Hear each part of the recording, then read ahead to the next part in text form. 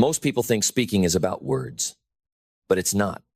Speaking is about power, the power to shape emotion, the power to unlock belief, the power to take what's invisible in your mind and make it undeniable in theirs. Speaking is not just a skill. It's a superpower. And if you master it, you don't just communicate, you command. Not through volume, not through pressure, but through presence. Because the truth is, people don't remember what you say. They remember how you made them feel. And when you master speaking, you learn how to control that feeling. You learn to speak in a way that makes people lean in, not scroll past. You speak in a way that stops time, that stills the room, that shakes the soul. Not with hype, but with truth. Not with noise, but with clarity. Not with tricks, but with resonance. And the first thing you must learn is that your voice doesn't come from your throat. It comes from your conviction. You don't need to sound like someone else. You don't need perfect grammar, perfect tone, perfect cadence. You need alignment. When your words match your energy, when your heart is behind your message, when your belief is louder than your fear, you become unstoppable. Because great speaking isn't about performance. It's about alignment. It's not about sounding smart. It's about sounding real. And when you sound real, people feel you. They don't just hear your message, they recognize themselves in it. And that's when everything changes. That's when you stop talking at people and start talking into them. Speaking is not about information, it's about transformation. You're not here to impress, you're here to impact. To speak in a way that changes something inside the person listening. To speak in a way that makes someone say, I can't go back to who I was before I heard that. And to do that, you must speak with intention. You must speak from the center of your truth. Not just what's polished, not just what's practiced, but what's real. Speak from your scars, not your script. Speak from your experience, not your ego. Speak from the pain you've lived through, the wisdom you've fought for, the lessons you've bled to learn. That's the voice people will follow. That's the voice that changes rooms. And once you understand that power doesn't live in the words alone, it lives in the energy behind them, you begin to speak differently. You stop chasing perfection and start channeling presence. You stop rehearsing to be impressive and start grounding yourself to be impactful. Because your voice doesn't have to be loud to be felt. It has to be true. That's what shakes people. That's what makes them stop scrolling. That's what cuts through a world full of noise and lands straight in the chest. Great speakers are not remembered because they said what everyone else said. They're remembered because they meant it, because you could feel their story in their silence, because their pauses had weight, because their breath carried belief, because their delivery didn't beg for attention, it commanded respect. And that's your next shift. Your voice carries your identity. You cannot master speaking until you first master you, because people don't just hear your words, they feel your alignment. If you doubt yourself, your voice will tremble. If you shrink your truth, your voice will stutter. But when you stand in who you are, when you own your value, your vision, your voice, suddenly every word you say starts to land with power. Confidence doesn't come from what you know. It comes from what you've integrated, from what you've lived. Confidence is the echo of alignment. The voice that says, this message isn't theory, this is who I am. And when your speaking reflects that, you no longer have to push to be heard. People lean in because they can't ignore what feels real. Let's talk rhythm. Because how you deliver is as important as what you deliver. Speaking is music. It has tone, pace, breath, beat. A great speaker doesn't just talk, they compose. They understand tension and release. They use silence like punctuation. They don't rush to fill space. They let the message breathe. Because silence, when used well, doesn't lose attention, it deepens it. Your job is not to pour out everything you know. Your job is to deliver one truth so clearly, so cleanly, so confidently that it plants itself in the heart of the listener and takes root. That's how impact happens. Not through volume, not through speed, through precision.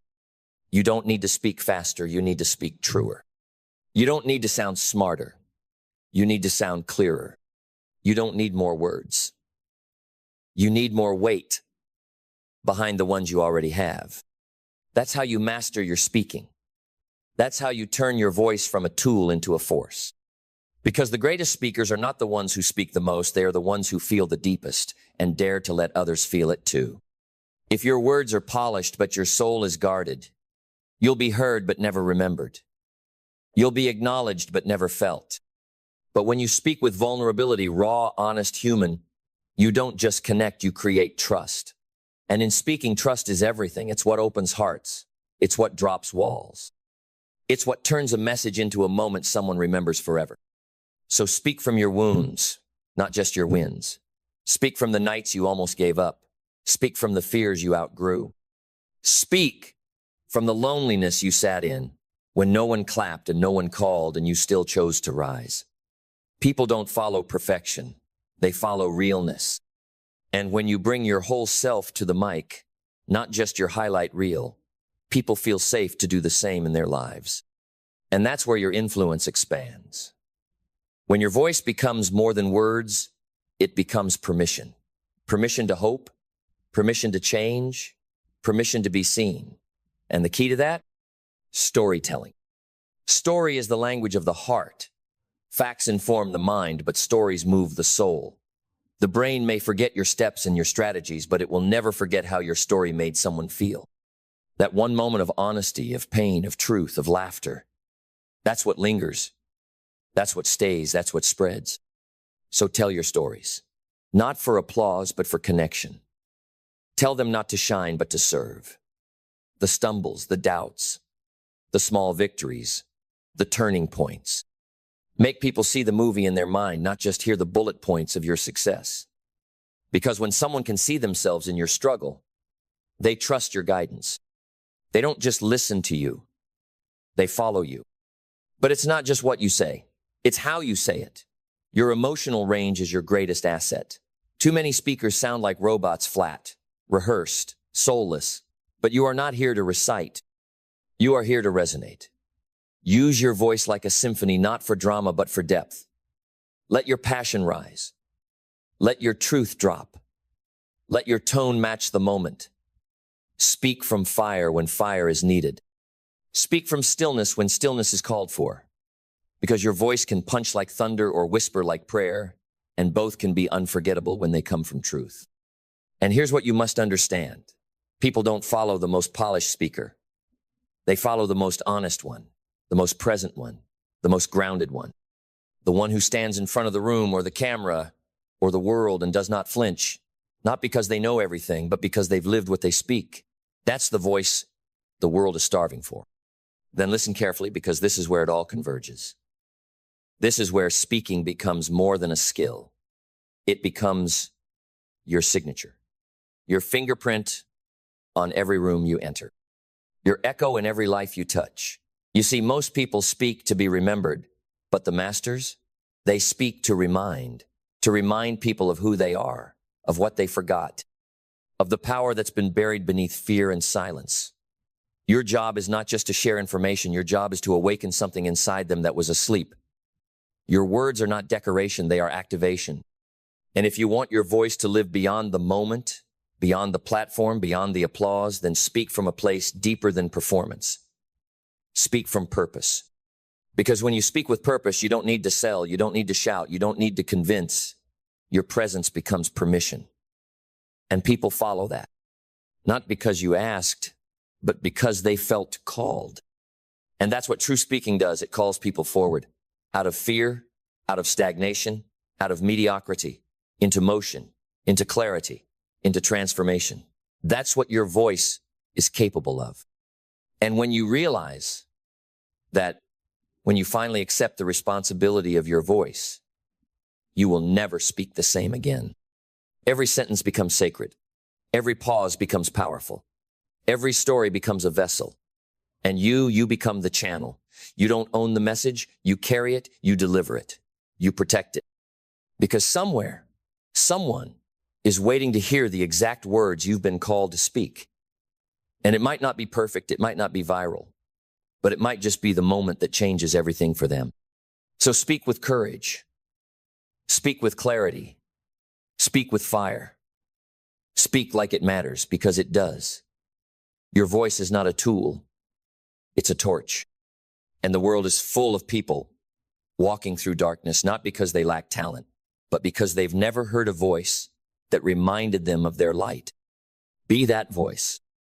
Because when it's all said and done, no one will remember every word you spoke, but they will remember how your words moved them, how they walked away a little taller, a little clearer, a little more alive.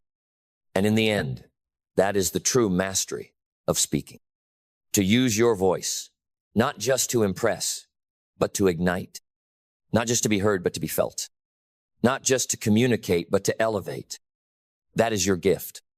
That is your power. That is your legacy. Use it well. Becoming a thought leader is not about becoming famous. It's about becoming foundational. It's not about having followers.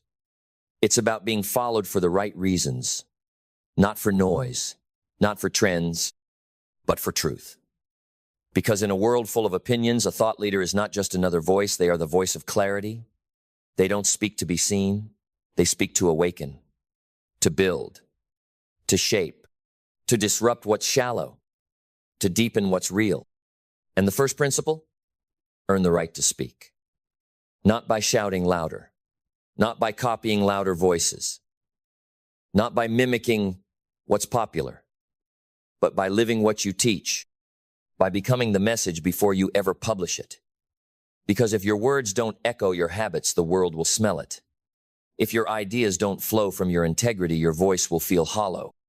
And you may impress people for a while, but you'll never influence them. Because influence is not built in one post, it's built in patterns. In the silent, private, unglamorous choices no one claps for. That's where your credibility grows. That's where thought leadership begins. And it starts with one decision. You stop reacting to culture and you start shaping it. You stop being a consumer of noise and you become a creator of meaning. You don't chase relevance. You stand in resonance. You speak what matters, even when it's not popular, even when it's misunderstood. Because you're not leading to win a moment. You're leading to build momentum for people, for principles, for purpose. You want to be a thought leader? You must think in seasons, not seconds. In decades, not days. You must be willing to be early and endure the silence before the echo comes. That means clarity is everything. A thought leader is not someone who has something to say. It's someone who has something worth saying and knows exactly why it matters. Vague voices fade, but a clear message cuts through time, through noise, through resistance, because truth doesn't expire. And truth doesn't beg to be liked. So become obsessed with clarity. Speak less, say more. Cut the fluff. Cut the filler. Cut the borrowed brilliance. Say what only you can say, in the way only you can say it. Thought leadership is not about knowing more. It's about owning your voice. It's about choosing your lens. Because when you stop trying to be the answer to everything, you finally become the authority in something. And in that something, you plant your flag. You go deep. You take people with you. Because the world doesn't need another echo, it needs a frequency. And your frequency only comes when you stop being agreeable and start being authentic. You want to become a thought leader? Then say something that actually costs you something. Say something that's rooted in your scars, not your strategy. Say something you've wrestled with, bled for, sacrificed for, and now carry not as a theory, but as a truth. That's what people follow. That's what people feel. Not clever, not clean, but real. Because real thought leadership isn't safe. It's not sanitized for social media. It's not dipped in neutrality just to keep everyone comfortable. It's dangerous, not because it attacks, but because it awakens. And the moment you speak something true enough to wake someone up, you become a threat to the status quo. And you have to be okay with that. Because if your goal is to be liked, you'll never say anything that matters. But if your goal is to be useful, if your goal is to liberate people from confusion, from limitation, from mediocrity, then you'll speak what needs to be said, not what's expected. And when you do, when you finally speak from truth, not tactics, you'll notice something shift. You'll no longer be trying to grow your audience. You'll be growing a tribe of trust. People who don't follow you because you're polished, they follow you because you mirror their calling, because your courage gives them permission to stop hiding, because your clarity silences their doubt. That's when you become more than a content creator. That's when you become a catalyst. But don't get it twisted, this takes courage. The kind of courage most never practice. The courage to be misunderstood. The courage to be early. The courage to stand alone, not forever, but long enough to prove what others couldn't see. And courage doesn't mean recklessness. It doesn't mean shouting everything that crosses your mind. It means you filter your words through purpose. You don't speak for reaction, you speak for realignment. And that takes maturity. That takes discernment. That takes restraint. Because the deeper your voice goes, the more weight it carries. And when your words start to move people, shape thinking, drive behavior, you are no longer just expressing, you are entrusting. You are putting ideas into people's hands, hearts, and homes. That is not a role you take lightly. That is not something you do for likes. That is leadership. And leadership requires character. You want to be a thought leader? Then build a life that can carry the weight of influence. Build a rhythm that protects your voice. Build a mind that can think deeply. Build a heart that won't be hijacked by comparison, criticism, or clout. Because the more visible you become, the more disciplined you must be. Because popularity fades, but principle endures. And in the end, it's not the loudest voice that shapes the world. It's the most anchored. The one that does not flinch when trends shift. The one that does not bend under pressure. The one that rises consistently with conviction. Because true thought leaders don't chase the moment, they build movements. They don't need a viral post. They create generational ripple effects because their ideas are built on truth, not tactics. And how do you build that kind of voice? You become a student of your own message. You study what you teach. You practice what you preach. You master your craft before you multiply your platform. Because reach without roots is collapse waiting to happen. And too many people want to be heard without first becoming deep. They want to teach before they've become. They want to lead before they've lived. But your message only has power when it's earned through repetition, reflection, and refinement. A thought leader does not speak to be clever, they speak to be clear. They strip away everything that sounds good until what's left is what's true. And then they say it not once, but over and over, until the idea becomes part of the world's new vocabulary. Because the goal is not to impress people with your voice. It's to upgrade the conversation. And if you want to lead that conversation, you must know how to sit in silence, to think, to observe, to refine. That's what most won't do. They post, they publish, they press go on everything. But you sit with it. You wait. You test your idea against resistance, against time, against contradiction. And then, when the words emerge, they are solid, they are sharp, they are seasoned. And when people hear them, they change. That is the difference between noise and voice. Noise is reactive. Voice is intentional. Noise grabs attention. Voice gives direction. Noise fades. Voice forms. But don't walk this alone. Every great thought leader was once mentored, was once sharpened by someone else's insight. Don't let your ego isolate you. Seek wisdom. Sit at the feet of those who've already walked the path. Read their books, listen to their stories, study their failures, learn their rhythm. And then, don't copy them, carry what's useful, discard what's not, and craft what is uniquely yours. Because this journey isn't about being the next insert name here. It's about becoming the first and only you. That's what the world needs. A voice that cannot be replicated. Because it was forged, not fabricated, developed, not downloaded. Then here it comes, the final surge. The fire that doesn't just inspire, but awakens. The moment where your voice becomes more than expression.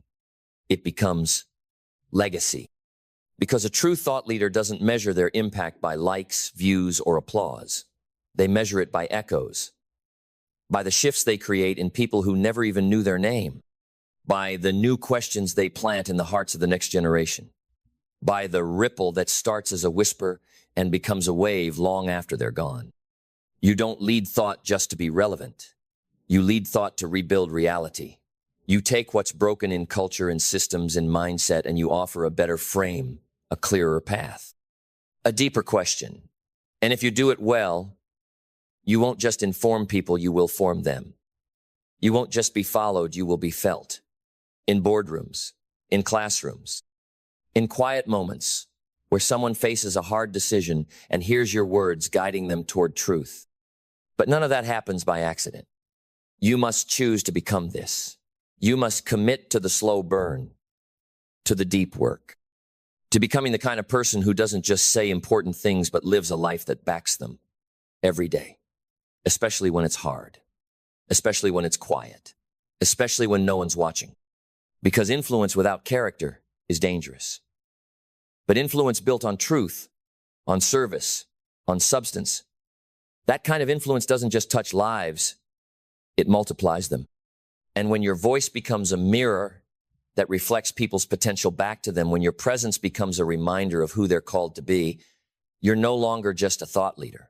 You're a pathfinder, a builder of new worlds, a carrier of light. So speak with purpose, write with clarity, think with depth, share with courage, live with discipline, and build a voice that outlives you. That becomes a blueprint for those who come after. That becomes a light in times you'll never see. That becomes a legacy of thought because you were bold enough to not just join the conversation, but to elevate it. That is what it means to lead with thought. That is what it means to lead with soul. That is what it means to be unforgettable. You don't get the life you want by chance. You get it by design. You don't stumble into greatness. You build it thought by thought, plan by plan, decision by decision, because hope is not a strategy. Wishing is not execution, and waiting is not progress.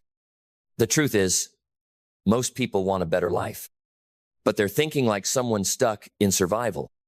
They're not building plans, they're building excuses. They're not making moves, they're reacting to moments. But you're here because you're done with that.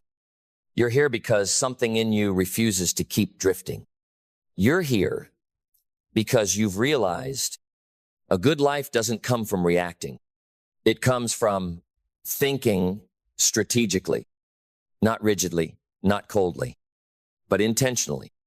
Strategic thinking isn't just for CEOs and generals.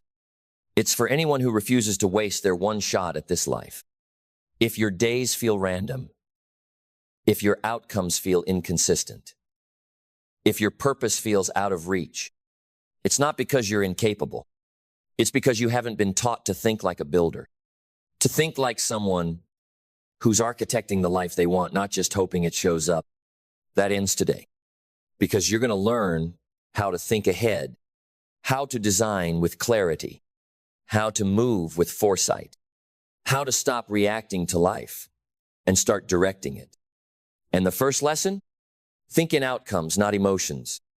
Lesson 1, think in outcomes, not emotions. Emotions are important. They tell you what hurts, what matters, what needs to heal. But they should never be the driver of your decisions because emotions shift like weather. And you cannot build a legacy on a storm. Most people live their lives in emotional reaction. They quit when they're tired. They snap when they're triggered. They stop when they're scared. And then they wonder why they don't feel powerful. But strategy says, feel your feelings, but follow your outcomes. What's the result you want? What's the life you're building toward? And what must you do even when it's uncomfortable to get there? Strategic thinking removes the drama. It clears the fog. It asks, what action leads me closer to my vision? Not, what do I feel like doing right now? Because here's the truth. Your feelings don't decide your future, your decisions do. When you start thinking in outcomes, you stop chasing approval. You stop being reactive. You start playing the long game. And in the long game, discipline outperforms mood. Every single time. Now let's go deeper. Lesson 2. Reverse engineer everything. Don't just dream. Deconstruct. What's the exact outcome you want? Income? Impact? Freedom? Influence? Name it. Write it. Get specific. Now, instead of asking, how do I get there? Ask, if I were already there, what would I have done to get here? That question flips everything. It pulls you out of confusion and into clarity, because now you're not guessing, you're building backward. Want a business? Study the model. Want to speak on stages? Study the steps. Want emotional peace? Study the habits of those who have it. This is how strategic thinkers move. They start with a vision and build the bridge backwards. No more hoping. No more winging it. No more walking blindly into another year. You reverse engineer it, one layer at a time. Lesson 3, leverage is the multiplier of strategic thinkers. You are not here to do everything. You are here to do what matters effectively. Strategic people don't win because they work harder. They win because they understand leverage.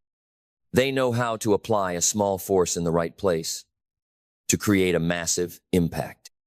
Leverage is when one move does the work of 10, when one relationship opens 5 doors, when one decision frees you from 20 distractions. So ask yourself, where is my time going? Where is my energy going? What am I doing manually that could be automated? What am I doing alone that could be delegated? Strategic people remove friction. They remove the unnecessary. They remove the ego that says, I have to do it all myself.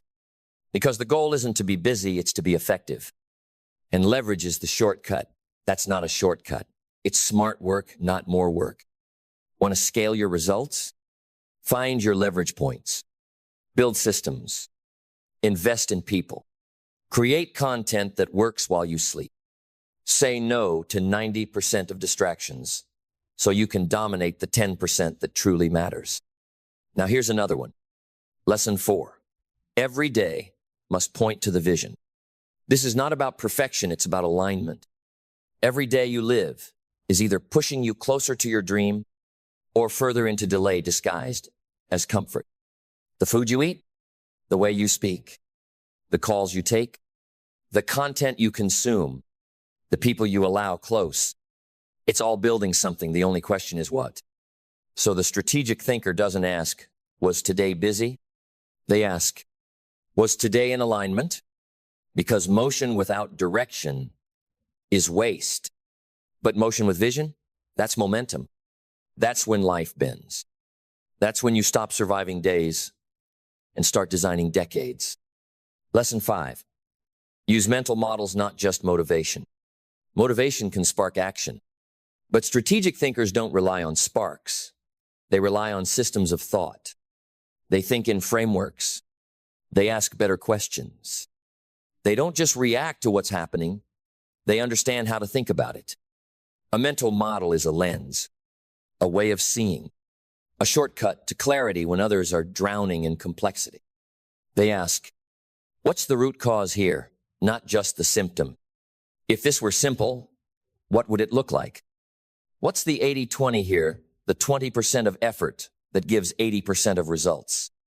When you build a toolbox of models, first principles, opportunity cost, second-order thinking, inversion, you outthink the chaos. You rise above the noise. Because strategy isn't just execution. It's discernment. It's knowing where not to focus. It's knowing when to stop as much as when to go. Lesson 6. Schedule thinking time. Most people schedule tasks. Strategic thinkers schedule thought. Because clarity doesn't come by accident. Breakthroughs don't happen in inboxes. Solutions aren't found while you're drowning in meetings. Thinking is working. And the clearer you're thinking, the less effort your action requires. Even 30 minutes a week, no phone, no distractions, just pen, paper, and deep questions like, what is the bottleneck in my progress right now? What am I avoiding that needs my courage? What would make everything I'm doing easier or irrelevant? This habit alone can transform your entire year because most people are busy being busy. But strategic thinkers, they pause so they can pull ahead. Lesson 7. Always ask, what's the one move that changes everything? This is the power question. The one that removes overwhelm. The one that silences noise. The one that unlocks exponential progress. In every season, in every project, in every problem, there's almost always one move that changes the whole game. Strategic thinkers hunt for that move. They don't try to do everything. They look for the keystone action, the domino that knocks down 10 others. The one thing that, if solved, unlocks everything else. It could be a conversation you're avoiding, a habit you haven't locked in, a hire you need to make, a fear you need to face. One thing, find it, name it, do it. Because when you think like a strategist, your results stop being accidental. They become inevitable. Let's bring it home. Because now you know a better life isn't built on chance. It's built on strategy. It's not about hustle. It's not about luck. It's not about waiting for the right time. It's about clarity, leverage, discipline, and most of all, it's about thinking like a creator, not a survivor. You weren't meant to drift. You weren't born to repeat what's average. You were built to architect something different, to design with purpose, to move with foresight, to live a life that is not reactive, but intentional. And here's the truth. If your life doesn't feel like it fits, you were never meant to fit it. You were meant to change it, to reshape it, to rethink it strategically so it aligns with who you are becoming, not who you've been told to be. From today forward, let this be your standard. No more random days. No more wasted energy. No more letting circumstances decide what happens next. From now on, you decide. You build the life you want on purpose. You don't beg for outcomes, you engineer them. You don't just wish for impact, you leverage every hour to create it. You don't just react to life, you lead it. This is what strategic thinking gives you. A mind that moves faster than fear. A focus that outlasts fatigue. A future that doesn't need to be found because it's being built one move at a time. So don't ask if it's possible. Don't ask if it's too late. Ask, what am I willing to think like, act like, and build like to create the life I know I was meant for? Because you don't need another goal. You need a strategy. And now, you've got one. So go build. Deliberately. Boldly. Strategically. Because this is your time. And the life you want is waiting to be designed. Most people think education ends when school does. That once you've walked across a stage in a black robe, collected a paper with your name on it, and taken a photo with a forced smile, you've made it. But that belief is the first illusion that keeps millions stuck. Because education, real education, doesn't begin with a diploma. It begins with awakening. The moment you realize your mind is a field, and every day, whether you like it or not, something is being planted. The only question is, who's doing the planting? You or the world? Because if you're not the gardener of your own mind, weeds will grow. Default beliefs, lazy narratives, recycled thinking from people who quit on their own dreams and want you to do the same.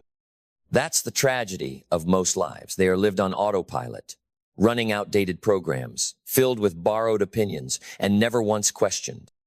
But education, true education, it's rebellion. It's clarity. It's choosing to break the loop and build something intentional in its place. Education is not information. It's not trivia. It's not data. Education is transformation. It's the fire that melts ignorance into insight, that reshapes identity, that cracks open the ceiling of I can't and replaces it with watch me. Education isn't about what you know. It's about who you're becoming because of what you now understand. And that understanding, it's not passive. It's earned, not through memorization, but through sweat, through questions, through pain, through practice. You don't receive education. You forge it. That's why the truly educated never stop learning, because they're not chasing facts. They're chasing freedom. The power to choose your thoughts. The clarity to see through lies. The courage to act when the world sleeps. The wisdom to say no when everyone else says yes. The humility to grow. And the discipline to apply. That's the education that changes you. Not the kind stamped on paper, the kind carved into character. So, if you think learning ends when class ends, you're already behind. The world is moving, with or without you.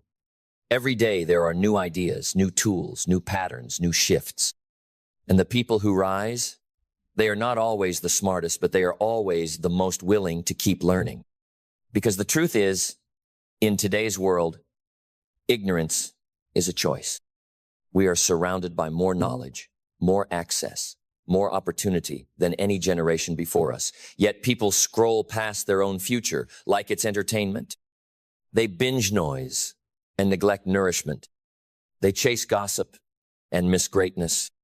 They say learning is boring, but live a life they don't love. And that's why education will surprise you, because it doesn't always look like school. Sometimes it looks like silence. Sometimes it looks like service. Sometimes it looks like struggle. But if you stay open, everything teaches you. The pain, the failure, the conflict, the chaos, the waiting, the losing, the long road no one claps for. All of it is education. So why do so few commit to it? Because real education doesn't flatter you. It confronts you. It calls out your laziness. It exposes your lies. It makes you look in the mirror and ask, am I still thinking like the person I was 5 years ago? Because if the answer is yes, then you're not educated. You're rehearsed. And there's a difference. Education doesn't just fill your mind, it stretches it. It demands you sit with discomfort long enough to discover your limits and then crush them. Most people don't grow because they don't like how growth feels. It's slow. It's humbling. It strips away your ego layer by layer. It says, you don't know enough. It says, you've got work to do. It says, you're not ready yet. But if you stay in that room of resistance, day after day, something magical happens. You become dangerous. Not because you know more trivia, but because you see deeper. You move sharper. You speak slower. You think clearer. And suddenly, the things that used to intimidate you, silence you, control you, now bow to the presence of someone who's become through education. Because here's the truth. Nobody says enough. If you don't educate yourself, the world will do it for you, and it doesn't care about your potential.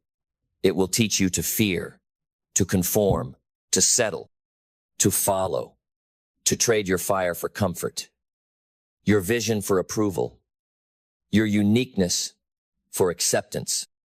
But the moment you take responsibility for your own education, the moment you stop waiting to be taught and start choosing to learn, that's when you take your power back. Because knowledge unlocks, it opens the next room, the next strategy, the next solution. It reveals the system behind the system, the truth behind the noise. And when you combine that knowledge with action, you're not just educated, you're equipped. Now you can build. Now you can serve. Now you can rise without asking for permission. Because you understand what's really going on, and you can move accordingly. That's why education is the great equalizer.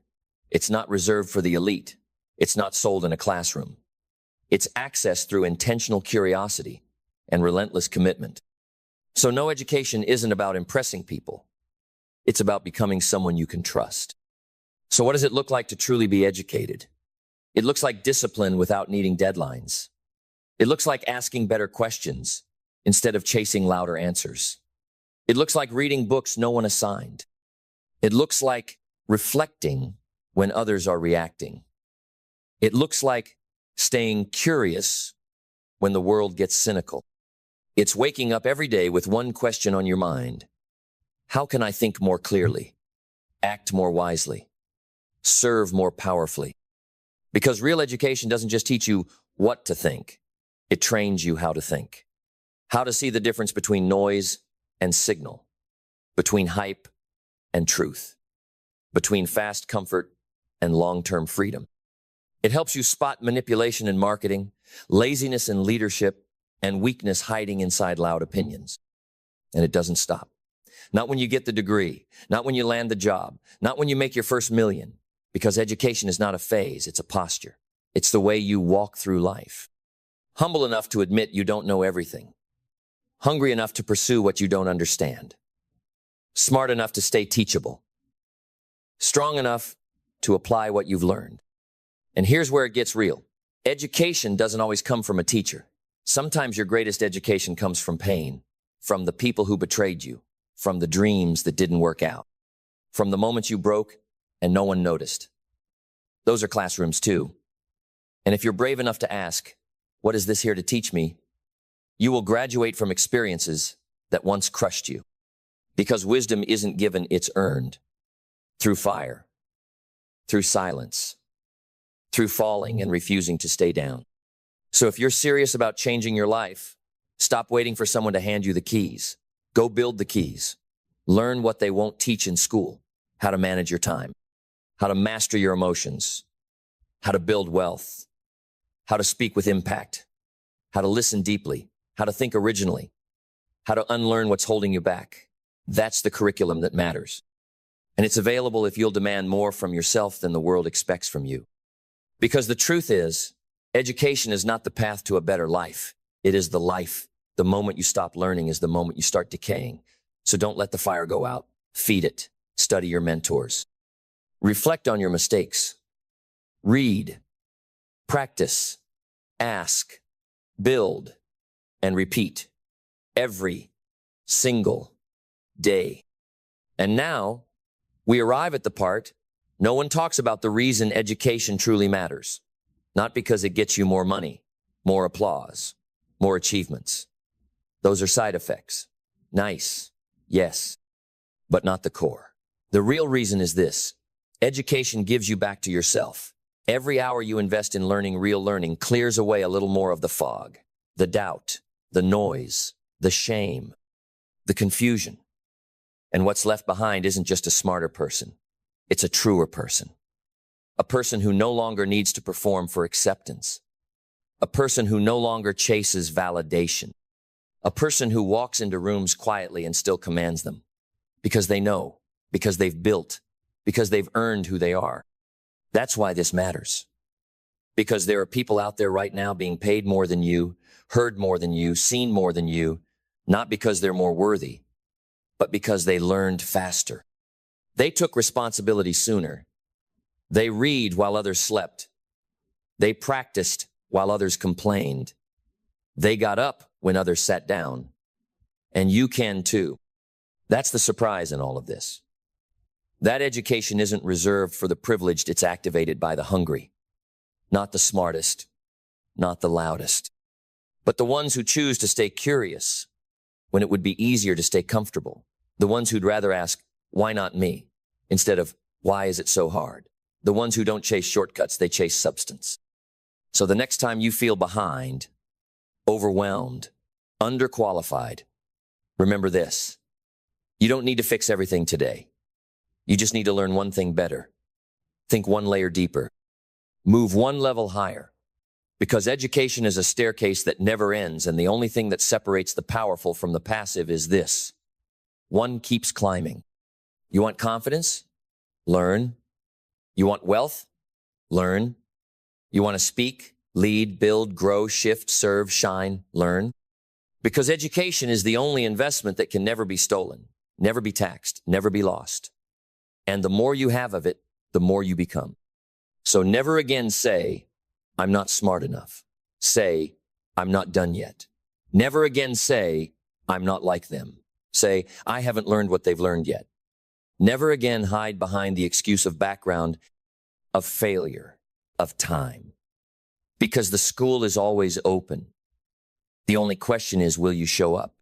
Because if you do, if you show up again and again, with your heart open and your ego silent, you won't just surprise others with what you learn. You'll surprise yourself with who you become. And that is the importance of education. When did you first taste failure? Not just the little stumbles, Not the harmless rejections, but real soul-crushing. You question everything about yourself. Failure? Maybe it was the first time you heard the word no after giving everything you had.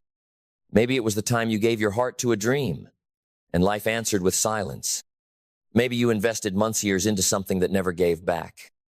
We've all met failure, and it doesn't knock politely. It barges in, it interrupts, it humiliates. But here's what nobody told you. Failure is not the opposite of success. Failure is the door.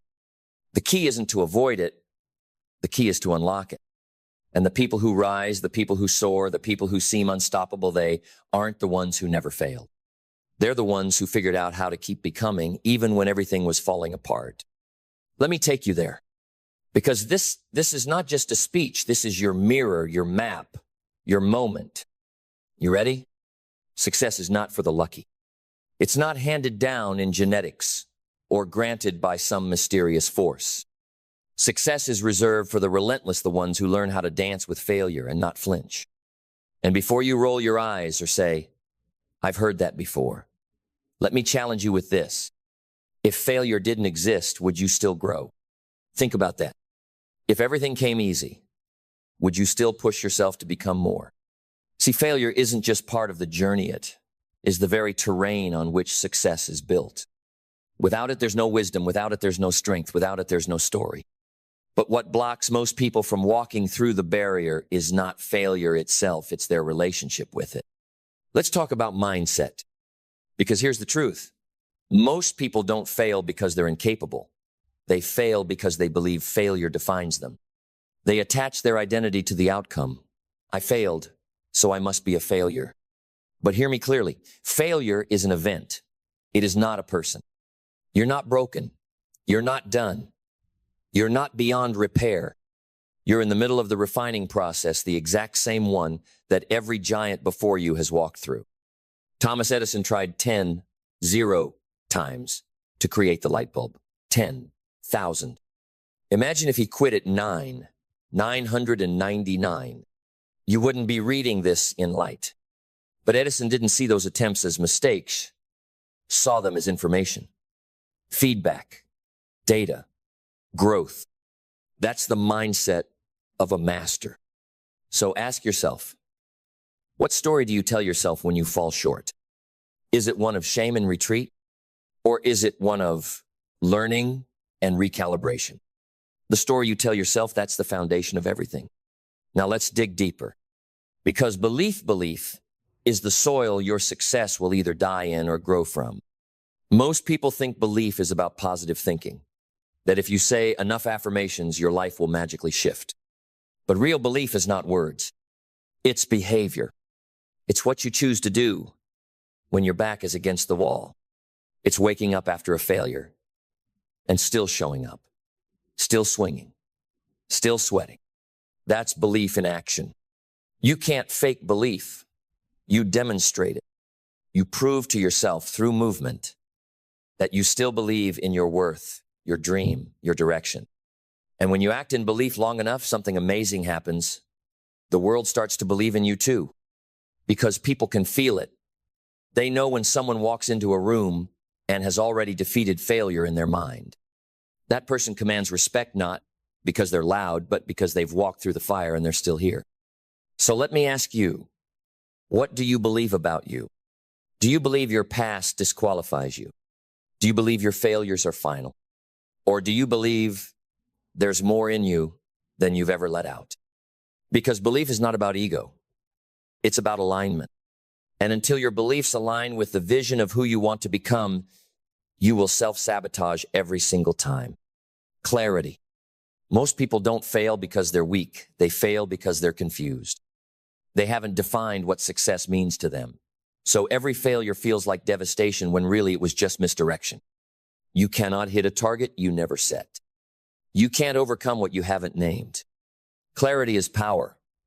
It makes failure useful. When you're clear on what you want, every mistake becomes a compass. Oh, not this way? Good. Let's adjust. Let's sharpen. Let's move. But when you're unclear, every mistake feels like an earthquake. The successful treat failure like feedback. The unclear treat failure like final judgment. So define it. What does success mean to you? Not your parents, not society, not social media. You. Is it freedom, impact, mastery, peace? Once you're clear, failure becomes directional. And when failure becomes directional, it becomes a gift. Vision is the fuel. Clarity defines the destination. But vision makes you burn for it. Vision gives pain a purpose. When the nights are long, the rejections are brutal, and the support is gone, vision is what whispers, we're not done yet. But vision isn't just about goals. It's about identity. You don't just imagine what you want to have you visualize who you must become. A clear vision forces you to change. It doesn't let you stay mediocre. It challenges you. It calls out the stronger version of you hiding underneath the hesitation. So paint your vision vividly. See it, smell it, taste it, feel it. If your vision doesn't give you goosebumps, it's not big enough. Let it be so clear that failure feels like a detour, not a death sentence. Now we arrive at purpose. Why do you want it? Because this matters more than you think. When the failures pile up and the doubts scream louder than your dreams, your why is what keeps you breathing. Weak reasons breed weak effort. Strong purpose pulls you through the mud and keeps your head above water. If your reason for rising isn't strong enough to move you through pain, it won't last. So dig deeper. Is it your family? Is it the legacy you want to leave? Is it proving to yourself after all these years that you are worthy? Your purpose doesn't need to impress anyone. It just needs to ignite you. Let it be personal. Let it be raw. And let it be the reason you turn failure into fuel. Discipline. Discipline, the unsexy word that nobody wants to talk about. But let me tell you something real. Discipline is love in motion. It's you saying to your dream, I will show up for you, even when I don't feel like it. Because motivation fades, emotions shift. But discipline is a decision. And most people fail not because they lack ambition, but because they lack consistency. They show up once, get burned, and never return. But success belongs to the consistent, not the intense. Discipline is choosing to rise when comfort begs you to sit. It's doing the reps, even when the results haven't shown up yet. It's faith in practice. It's proof that you're serious. And the more you choose discipline, the more your failures become stepping stones, not tombstones. Let's now walk into action, because nothing changes until you move. You can think, believe, visualize, and journal all you want. But if you don't act, you don't grow. The world rewards doers. And here's the paradox: most people wait until they feel ready to take action. But you will never feel fully ready. You will never be 100% sure. You will never have every answer. So act anyway. Courage is not the absence of fear. It's the decision to move while fear is still screaming. Massive success is built on small, repeated actions. You don't climb Everest in one leap. You climb it one disciplined step at a time. So take the step, even if you're scared, even if you failed last time, even if no one claps for you. Move. Because when you move, you build momentum. And momentum beats motivation every single time. Gratitude. Now, you might be thinking, what does gratitude have to do with failure? Because failure doesn't just test your strategy, it tests your spirit. And if your spirit becomes bitter, if your heart grows cold, you lose more than momentum. You lose yourself. Gratitude is the secret weapon that softens the blow of failure while sharpening your focus for the next round. It's you looking at life and saying, I may not have what I want yet, but I'm stronger because of the struggle. I'm wiser because of the wound. Gratitude isn't about pretending everything is perfect. It's about seeing value in the pain. It's about learning to say, thank you, failure. You showed me what doesn't work. You revealed who's real. You humbled my ego. You revealed my gaps. You taught me where I need to grow. Gratitude makes you resilient. Because when you're grateful, you're grounded. And grounded people don't panic when the storm comes, they plant deeper roots. Now let's talk about adaptability. Because the truth is, life will not go according to your plans. You will be thrown off course. You will be disappointed. And here's the reality. The most successful people aren't the smartest. They're the most adaptable. They don't marry one method. They stay loyal to the mission, but flexible in the approach. When one door closes, they don't stare at it for 10 years hoping it will open again. They pivot. They ask better questions. What does this failure make possible now? Adaptability is not weakness. It's wisdom. It's you saying, my dream still lives, even if the method has to evolve. Most people fail because they refuse to change direction. They keep pushing in the same broken way, hoping something will magically shift. But the world belongs to those who can bend without breaking, those who adjust without abandoning their purpose. Then comes resilience, not just grit, not just endurance, but deep inner resilience. This is the kind of power that builds not in success, but in your darkest moments. It's the voice inside you that says, I'm tired, but I'm not done. I'm bleeding, but I'm still breathing. I'm hurting, but I'm healing. Resilience is forged in the fire of repeated failure. It's when everything in you wants to quit, but something stronger rises. You don't learn resilience from books. You earn it from battles. And if you've been knocked down lately, hear this. You're not broken. You're becoming. You're not weak. You're in training. Your resilience is being chiseled in silence so that when the moment comes, you won't just survive, you'll lead. And now we arrive at the final force that ties it all together, learning. Because failure without reflection is wasted. But failure with reflection, that's your masterclass. Every setback is a syllabus. Every misstep is a mentor. But only if you pause long enough to ask, what is this here to teach me? Don't rush past the pain. Don't numb it. Don't ignore it. Sit with it. Study it. Squeeze the wisdom from it. Because success is not built on talent alone. It's built on the ability to extract insight from every fall. You see, a person who fails once and never learns is stuck. But a person who fails 5 times and grows 5 levels deeper, that person is unstoppable. So study yourself. Study your habits, your patterns, your blind spots. Become a student of your own life. And when you learn, really learn, you stop fearing failure because you know it always brings a gift. Now let me bring it all together, not as a conclusion, but as a call to action. You failed. So what? You're scarred. Good. You've been humbled. Even better.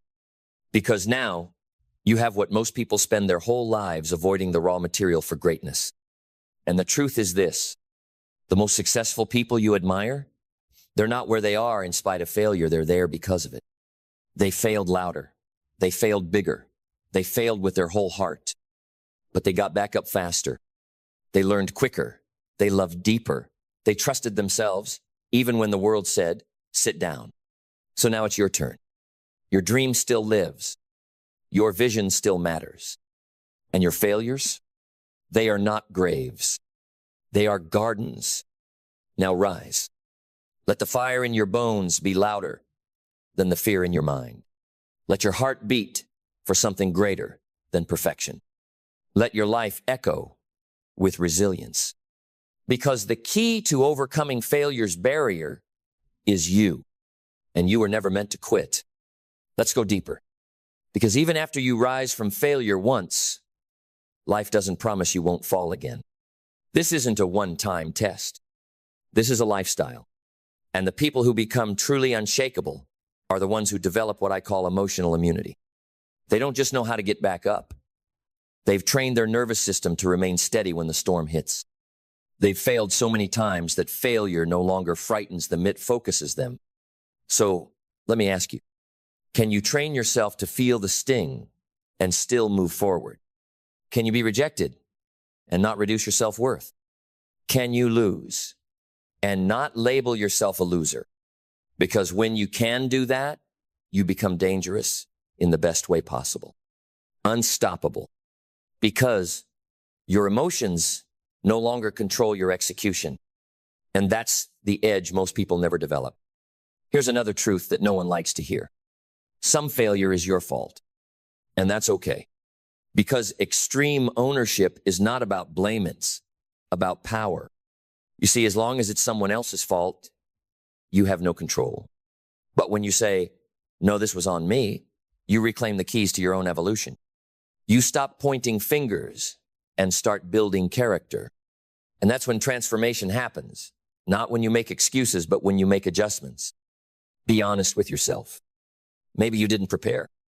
Maybe you procrastinated. Maybe you let fear drive the wheel. Own it. Forgive yourself. Then fix it. That's how leaders are mad not in the glow of applause, but in the silence of self-awareness. Now we talk about identity. Because if you don't change who you are at the core, no strategy will stick. You must become the kind of person who succeeds. Not just act like one, become one. And here's the key most miss. Identity is built through repetition, not revelation. It's not one powerful quote, one emotional video, or one good day that shifts you. It's the daily decision to act in alignment with the person you want to be. You want to be confident? Speak with truth, even when your voice shakes. You want to be consistent? Show up, even when motivation leaves. You want to be unstoppable? Do the work, even when nobody is watching. Identity isn't built in public. It's forged in the hidden hours when you could have quit but chose not to. Let's now get brutally honest about what separates the 1% who break through from the 99% who don't. Emotional discipline. You've been trained to chase feelings.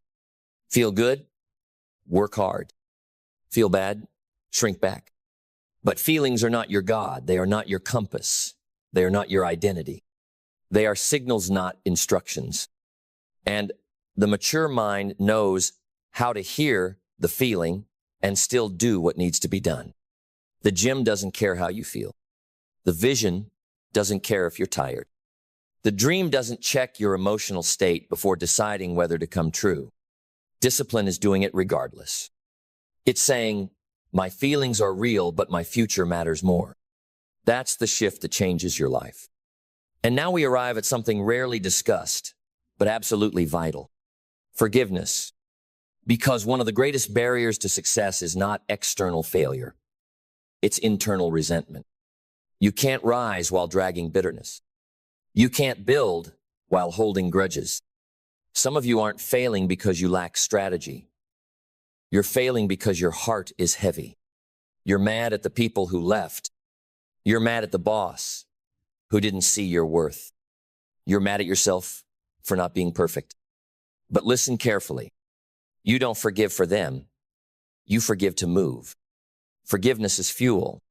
It clears the runway for your greatness. Let go not because they deserve it, but because you do. Because your future deserves the full version of you, not the one weighed down by the past. Let's go further. Let's talk about environment. You can't plant a seed in concrete and expect it to bloom. And you can't place your dream in toxic soil and expect it to grow. Your surroundings matter. The conversations you hear, the energy you absorb, the expectations around you, they either pull you forward or keep you small. So ask yourself, are you surrounded by vision or by fear? By people who see your greatness or by people who keep you tame? Success is not just about effort, it's about exposure. What are you breathing in every day? If your environment doesn't stretch you, it shrinks you. Sometimes the biggest breakthrough is not internal, it's positional. Move. Upgrade your circle. Clean your space. Feed your mind. Because you cannot become who you're meant to be while staying where you've always been. We're getting closer to the part of you that's been waiting to awaken. Let's talk about timing. Because some of you feel like you're late. You failed. And now you think it's too late to rise again. Let me free you from that lie. You're not late. You're right on time for the version of you that's being born. Your delay is not denial. It's development. You weren't supposed to succeed back then because who you were couldn't carry the weight of where you were going. You needed the heartbreak. You needed the silence. You needed the isolation. Because sometimes it takes breaking to become whole. So breathe. You didn't miss your window. Your window is opening now because you're finally becoming the person who's ready to walk through it. Let me end this not with motivation, but with a mandate. You were not put here to live small. You were not designed to exist in the shadow of your failures. You were built for greatness, not comfort. For impact, not survival. So here's your choice. Keep dragging the weight of your past failure, or use it to build your future fortress. Turn your wounds into wisdom. Turn your regret into rhythm. Turn your losses into leverage. Because the key was never out there. It's been in you the whole time. And now, the world is waiting to see what you'll do with it. Rise. They lied to you. Not because they wanted to hurt you, but because they didn't know better. They told you success was a destination, a place you arrive at, a title you earn, a house you buy, a car you drive, a number in your bank account. They said if you work hard, say the right things, shake the right hands, maybe, just maybe, you'd get there. But they never told you the truth. The truth is, success isn't a finish line. It's not a reward. It's not something you get. Success is something you build every day, brick by invisible brick, when no one's watching and everything inside you wants to quit. Success is not what you have, it's who you become. It's in the way you speak when no one's listening. It's in the decisions you make when the pressure is real. It's in the quiet promises you keep to yourself when motivation is gone and discipline is the only thing left standing. You don't create success by shouting. You don't create success by faking. You don't create success by chasing the appearance of it. You create success by becoming a person who can't help but attract it because of how solid, how disciplined, how convicted you've trained your soul to be. Success is not given. It's not inherited. It's forged. Forged in early mornings and late nights. Forged in self-doubt and still showing up. Forged in the moment you decide to stop blaming your past, your parents, your boss, the system, and start owning every second of your future. Real success doesn't look like applause. It looks like alignment. It looks like getting up and doing the work when no one understands your vision. It looks like choosing integrity when shortcuts are everywhere. It looks like delaying gratification when everyone else is cashing out for comfort. It's the way you carry yourself when nothing is working, because you know something deeper is being worked on inside you. Success doesn't knock. It doesn't arrive. It doesn't show up at your door with balloons. Success is summoned, pulled toward you by the gravity of your character, by the energy of your excellence, by the clarity of your intention. And the truth is, success doesn't care how you feel. It responds to how you move. It doesn't answer to your hopes. It answers to your habits. It doesn't care what you post. It cares what you practice. You can talk like a winner and still lose if your actions betray your words. But when you align the unseen, your thoughts, your discipline, your mindset, with the actions you repeat daily, you become unstoppable. Because now, success isn't something you're chasing. It's something you're becoming, something you're radiating, something that echoes from your presence before you ever say a word. That is the truth they never told you. And now that you know, the question is simple. Will you build it? Success begins where most people stop, right at the edge of boredom, right in the middle of repetition, right after the excitement fades and the real work starts. Because here's what they never teach you. Success is boring. It's not glamorous. It's not highlight reels and fireworks. It's waking up over and over and choosing to do what matters most, even when it doesn't feel magical. It's mastering the mundane, falling in love with the fundamentals. It's writing when no one's reading, practicing when no one's clapping, serving when no one's noticing. And it's in those quiet repetitions, Stacked day after day, that greatness is born. But the average mind can't handle boredom, so they quit. They jump to something new, something shinier, and they start again chasing dopamine, chasing validation, chasing a shortcut that doesn't exist. That's why you must choose to be different, to endure what most won't, to value consistency over novelty, depth over speed, mastery over popularity. Because in the long run, it's not the smartest who win. It's the most devoted. The ones who don't just dabble, they decide. Who don't just plan, they build. And the building isn't loud. It's not sexy. It's slow, relentless, brick by brick. And if you're not careful, you'll mistake slowness for failure. But slowness isn't failure. Slowness is foundation. The deeper the roots, the stronger the tree. And if you want success that lasts, not success that flashes and fades, you must dig. You must go deep when others go fast. You must go long when others go loud. You must show up when others sit down. Because the truth is, success won't meet you halfway. It will wait at the end of your commitment, at the edge of your effort, just past your excuses. That's where it lives. Not in your vision board, not in your hashtag, in your grit, in your grind, in your grace under pressure. In the days you want to give up but don't. In the choices you make when nobody would know if you slacked off. That's where real success is hiding, and it's watching. Watching how you treat the little things. Watching how you act when you think no one sees. Watching whether your standards bend when it gets hard. And if you prove yourself worthy not with talent but with tenacity, then it begins to move. Slowly at first, quietly, but then momentum. And momentum doesn't ask permission. It builds, it multiplies.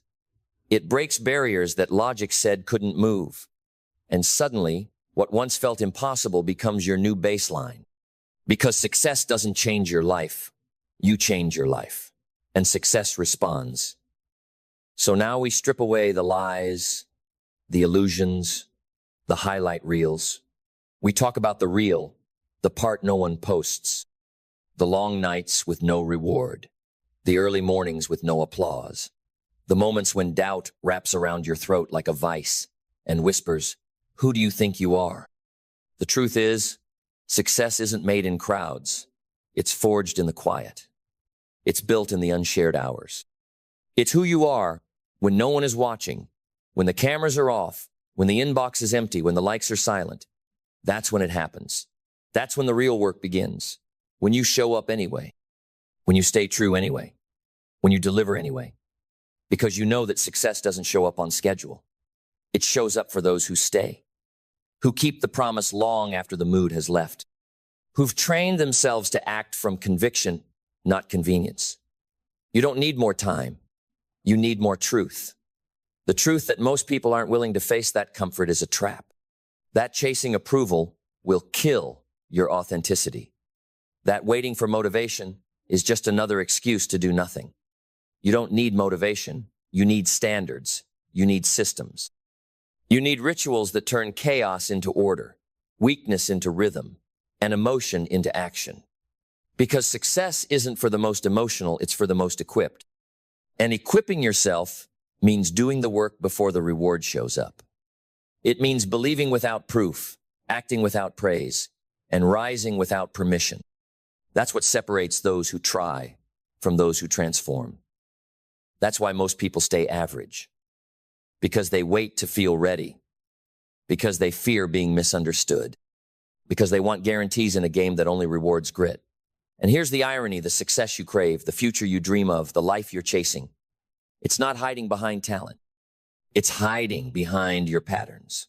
Behind what you repeat, what you tolerate, what you allow, what you reinforce with your habits, your focus, your discipline.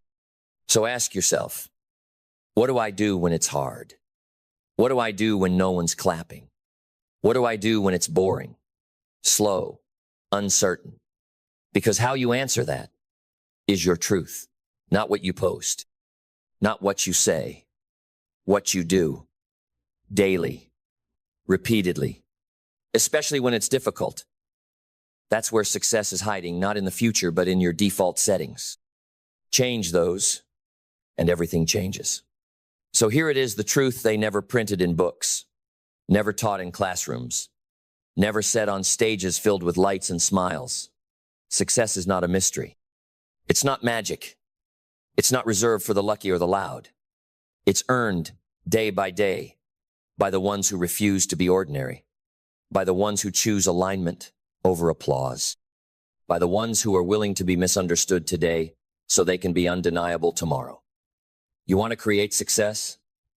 Then you must break the addiction to comfort. You must trade convenience for conviction.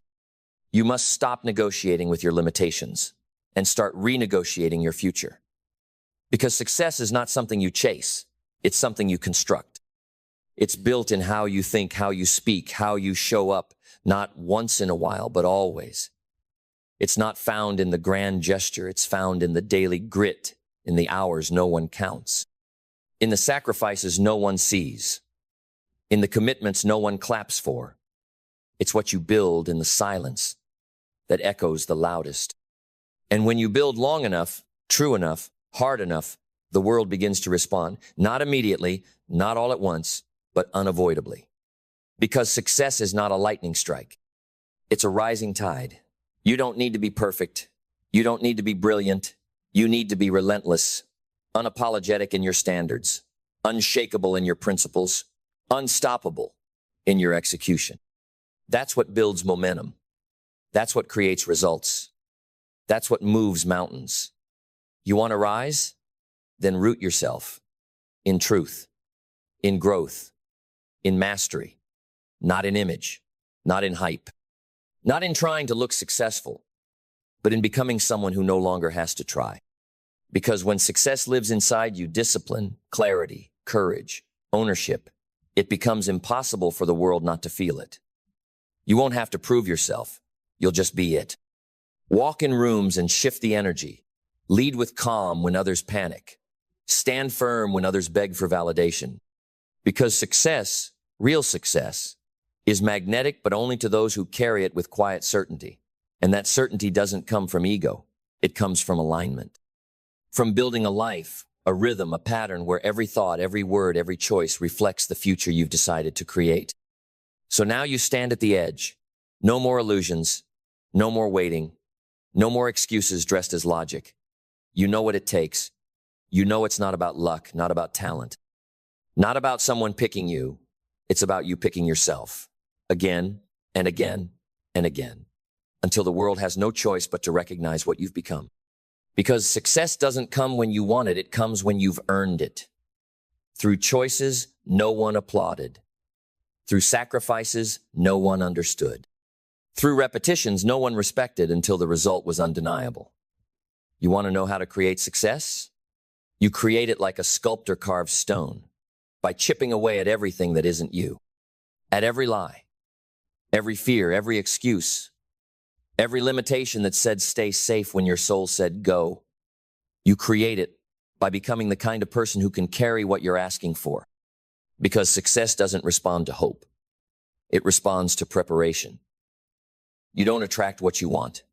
You attract what you're ready for. So become ready. Get your mind right. Get your soul aligned. Build habits that match your ambition. Raise standards that make average uncomfortable.